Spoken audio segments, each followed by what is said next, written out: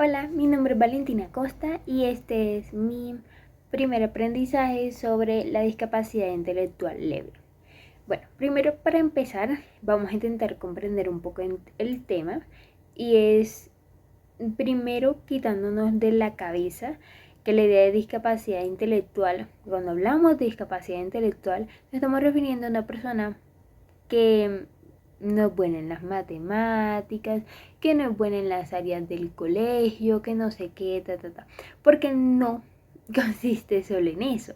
La discapacidad intelectual se caracteriza por una serie de limitaciones significativas, tanto en el funcionamiento intelectual como en la conducta adaptativa. Entonces, cuando hablamos de conducta adaptativa nos vamos a referir a todas esas manifestaciones de las habilidades sociales y prácticas, el cómo la persona es con las personas, cómo logra interactuar con ellas, cómo socializa, cómo actúa en su contexto, cómo interpreta su contexto, cómo trabaja en su entorno.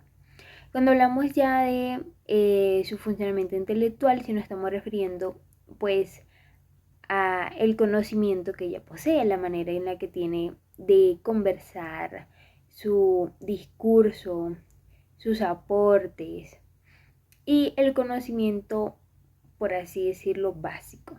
Entonces, normalmente nos estaban contando en el video de discapacidad intelectual pues, hecho por Javier Tamarit, si no estoy mal, bueno, de que eso lo podían medir según una prueba, que es esta prueba del IQ, del coeficiente intelectual. Entonces, pues lo que muchos han hecho es que, claro, se supone que mayor a 100 es que tienes un coeficiente intelectual bien, pero ya menor a este sí se puede llegar a pensar que tienes discapacidad intelectual leve. Y bueno, básicamente es eso. No, principalmente no solo consiste en ese funcionamiento intelectual y demás. Algo muy importante que se pudo observar en el video era de que por mucho tiempo se ha intentado trabajar para que el escuchar discapacidad intelectual la gente de una no piense en retraso mental, porque fue un concepto que se utilizaba. Antes no se decía discapacidad intelectual, sino que eres retrasado mental, eres quedado de la cabeza.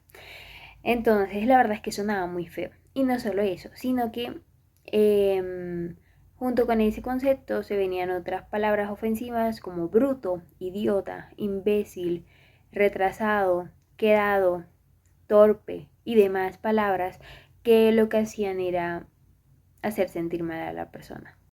Entonces, ¿qué pasa? Además de esa lucha por intentar que la discapacidad intelectual deje de ser una burla y se tome como algo en serio y no como un ataque personal hacia una persona, se habla de cómo el que una persona diga que tiene discapacidad intelectual termina siendo una ruina para ellos y no por que los molesten, no porque le digan, no, pero es que tú sí eres bruto, no, no tanto por eso.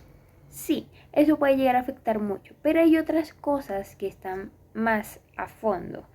Entonces estamos hablando de la infantilización, de tratar a esas personas como si fueran niños por el simple hecho de que los consideras que tienen menos conocimientos que tú, que le falta aprender un poquito más, que están pequeños porque no saben algunas cosas que ya tú sabes siendo mayor. Entonces eso también es un problema, porque no los tienes que considerar como unos niños si no son niños, no los vas a considerar como infantes si no lo son. Lo otro, el tema de la incapacidad.